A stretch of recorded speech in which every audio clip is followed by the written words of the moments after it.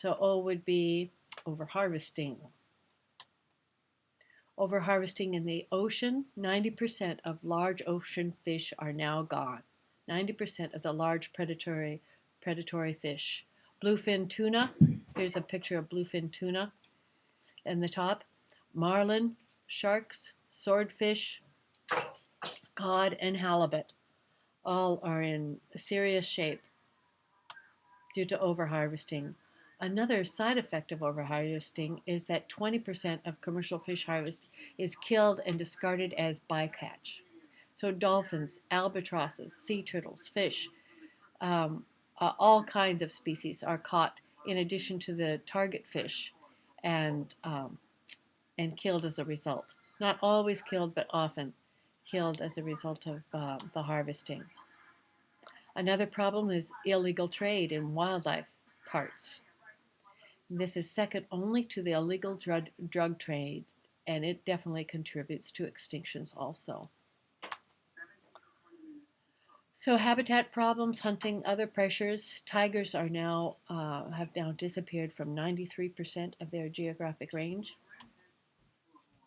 Here are several subspecies of tigers.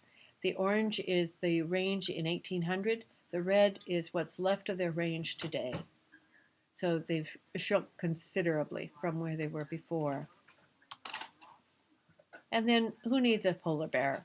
Polar bears are going to have increasing problems with shrinking ice because they have to have ice for hunting. So that's a bit about what we are doing, what role humans are playing in mass extinctions.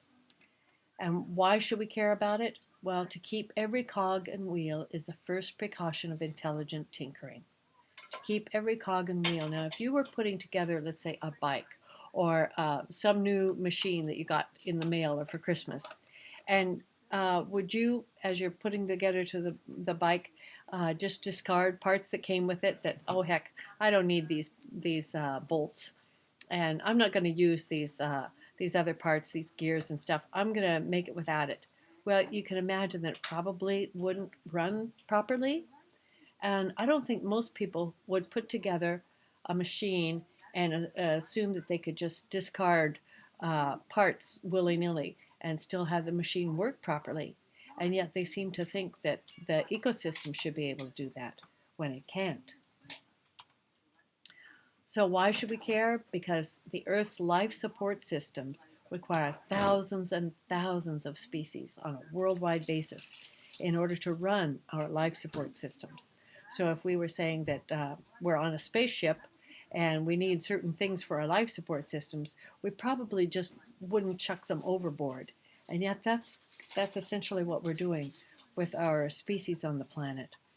So the next thing we're going to talk about is ecosystem services, which are these life support systems that are generated by thousands and thousands of species on the planet. And this is why we need to keep all these species.